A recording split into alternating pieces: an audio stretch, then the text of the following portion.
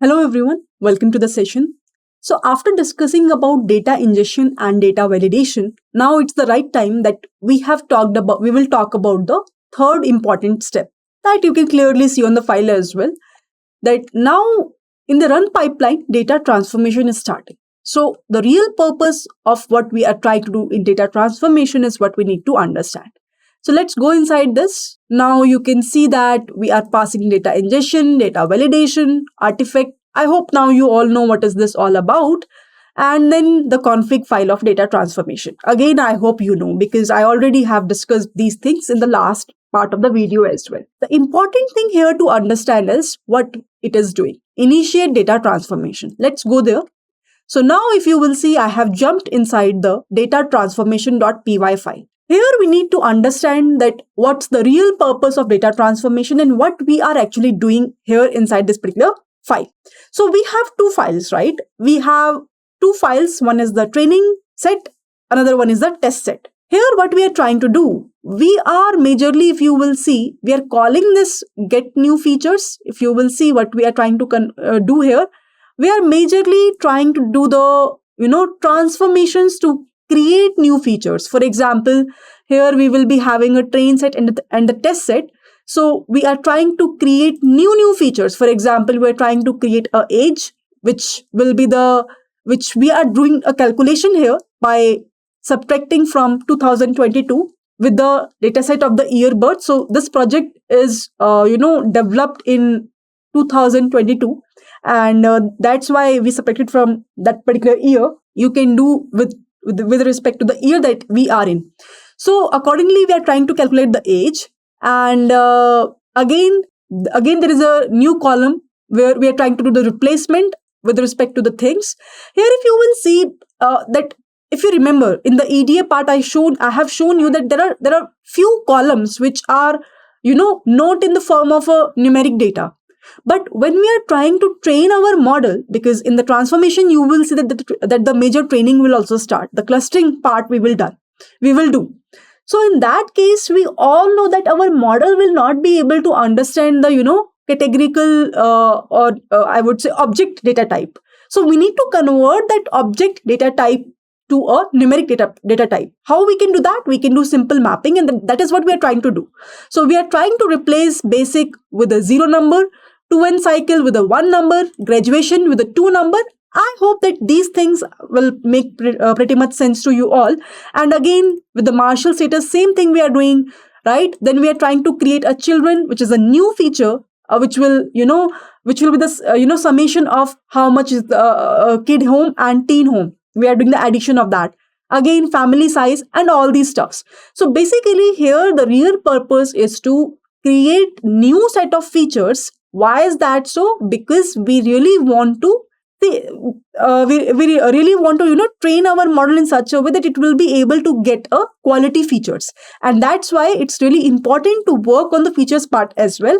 And if required, we need to do the mapping to the numeric data as well, because our model will not understand the object data type. Our model will only understand the numeric numbers.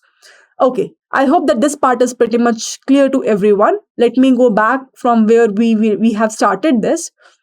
Where is the file? Data transformation file. I think we are on this file itself. Yes. So we will be able to get the new features. This is done.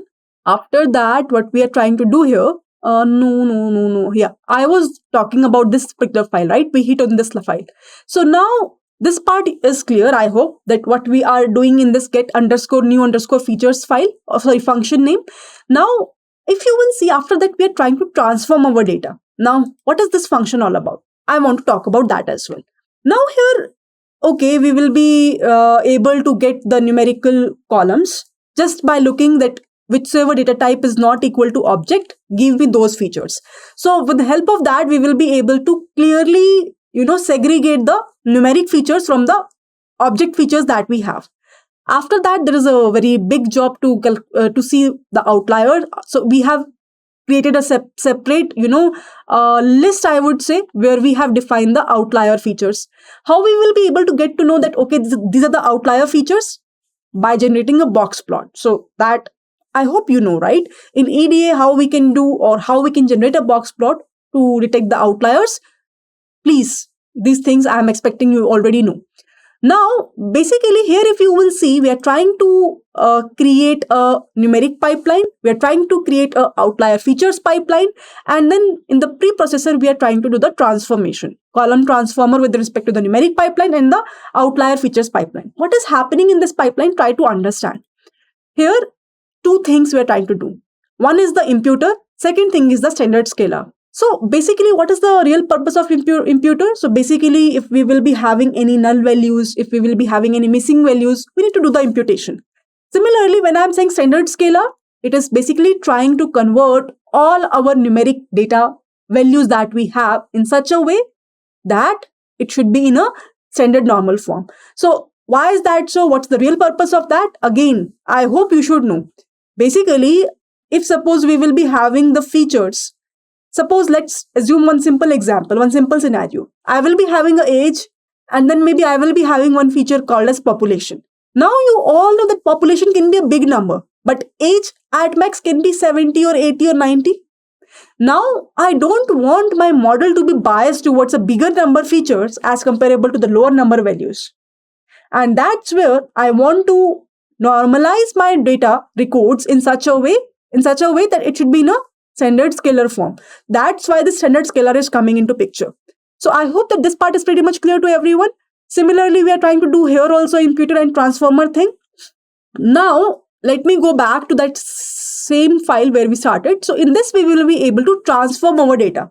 So by calling this function, I am pretty sure that, in my file, there will be no missing values. In my file, there will be, in other words, no huge range of the values, because now we have applied a standard scalar as well. After that, the real process of creating a cluster will start, which we are storing inside the cluster creator. Let me go here. Now you can see that there is a file by the name of a data clustering where we are hitting towards. Now we are trying to apply a k-means clustering because we are trying to create a cluster.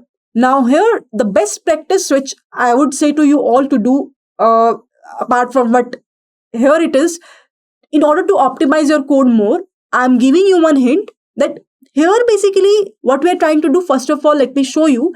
We are trying to, create a new set of dimensions or the data columns by applying a PCA, because there will be too many features. We want to, take features, cumulative, important features, and we'll try to create a new dimensions. So basically, we are trying to apply a dimensionality reduction technique in this particular part. That's pretty much okay. That's fine. In this way, we'll be able to get a reduced set of dimensions. That's fine. Then we are trying to initialize a clustering. And here, if you will observe, we are applying a k-means clustering on that reduced data set that we got from a PCA. So here, if you will see, we are just first of all calling that function, which will be calling that PCA method. It will be able to give me a reduced dimensions, and that reduced dimensions on top of that, I am applying a k-means clustering with a pre-default value as 3. What you can do? You can try to now, this is your assignment part. So assignment number 1, if you all remember, was to explore about the EDA things. If you all remember, in the very starting of the video of ML development, I have talked about. Assignment number 2 is that in the same project, let it be whatever it is. So here we can also do, but we really want you guys also to, do your own part, to do your own research. Here we don't want to do the spoon feeding. So instead of going towards k-means, because that result, obviously you will be able to clearly see what we will be able to get. But apart from that, try to apply other clustering algorithms as well on the same file, and we'll try to see that which particular clustering algorithm is giving us a better Silhouette score. Let's move ahead now. This is the assignment number 2. Please make sure or make a note of that. So in k-means clustering, we are applying the number of clusters as 3. So what will happen here is that now for every particular record, I will be able to get a corresponding cluster. So either it will belong to cluster number 0 or 1 or 2. So here we are trying to convert it into integer, and we will try to create one more column inside the pre-processed data, which is by the name of a target column. And corresponding to every record, now I have a cluster number. Either it will be 0, 1 or 2. And in this way, our clustering will be done. And that's the real purpose of this particular file called as data transformation. So now after we will call this particular create clusters, we can initialize the clustering. And here if you will see, with the help of this, we will be able to get a label train set, we will be able to get a label test set. And once we will be able to get that, we are trying to, segregate our data in the form of a X train, X test, Y train, and Y test. Because we know that now we will be having a target column which contains the cluster numbers, which will be either 0, 1, or 2, because we already created the cluster using k-means clustering. Now we will be having a Y train and the X train, right? Now what we really want, we segregate that. Why? I hope you will be able to get a sense of that, because in the next upcoming video, I'll talk about the model training, where we will apply the best classification models. We'll try to see the model performance, and so that in future, if suppose new record is coming up, it will automatically will be able to get into either inside the cluster number 0 or 1 or 2, because we will be having now 3 clusters. So here we will be having an array which contains both of the X train and Y train. We will be having a test array which contains again X test and Y test, and we are trying to save that particular NumPy array data. And that is something which we will be able to get now. So this is all about, we will be able to return as a data transformation artifact, which will contain 3 things. One is the object file path, which contains all the object columns that we have. Another one is train file path, and last one is the test file path. So now here if you will see, for the train file and for the test file, we will be having the target column as well. And in this particular file, now if you will able to, overall, if I'll just want to give you a brief of what we learn in this particular session, is that in data transformation, first of all, we are trying to transform our data. We are trying to apply a imputer or the standard scalar using a pipeline. And apart from that, once that is done, we will be able to get a pre-processed data. And before that also, we are trying to do one more task. We are trying to create new features, which is really important for me to generate the clusters. And once these 2 things are done, we are trying to create a clusters. After creating the clusters, we are trying to create one new column called as target column, in which we will be able to get the cluster numbers corresponding to every record. Now we will be having a cluster number, and we are trying to, split our data frame with X train, Y train, X test, Y test, so that in upcoming videos, when we are trying to train our model, we can easily train that, and we can easily get a evaluation of that. That's why we already have split it out. Although we have saved our files in the form of a numpy.np, which contains train value and the Y train value, which contains X test value and the Y test value. And we have saved all these stuffs in the form of a artifact, which is called as data transformation artifact. All okay? I hope that this part is also pretty much clear to everyone. And with this, we are done with the data transformation part. Super cool. Now we will be having for every record a target column. That is the real purpose which we want to serve. Now, if you will remember, once this is done, what is the next step? Now the transformation part is done. Let me go again to the run_pipeline. Now we are good to start our model trainer, where we will majorly try to apply the classification models. That what are the best classification models that we have that I can apply here, so that I will be able to get a best accuracy or best precision or best recall. So segmentation is done. I hope that the segmentation part is pretty much clear to everyone. Now, again, if you don't know how basically k-means will work, if you don't know, how basically PCA will work, please try to watch the videos with respect to the understanding part of that. There is a separate course for that. Please, I hope that you will be having access of that as well. So please try to see that how PCA will try to reduce the dimensions. There is a lot of mathematics there. The concept of eigenvalues, eigenvectors came into picture. Similarly, how k-means clustering will work. Basically, it is completely based on the Euclidean distance or the distance metric, whether it be Euclidean or Manhattan. So how it will internally work? How, again, here we have defined that number of clusters will be 3. But how we will be able to get the optimal number of clusters in k-means clustering? Again, there is a concept of elbow method. These things which I am talking about are pretty much important. These are the fundamentals. If you don't know those stuffs, there is I don't see the real meaning of doing the implementation for that. This is very easy to call the method names and we will be able to get the clusters just like the way I showed you. But it's equally important for you to first of all understand the mathematical part of every algorithm which I'm talking about here. Okay. So somehow if you don't know, please try to grab that part as well. Okay.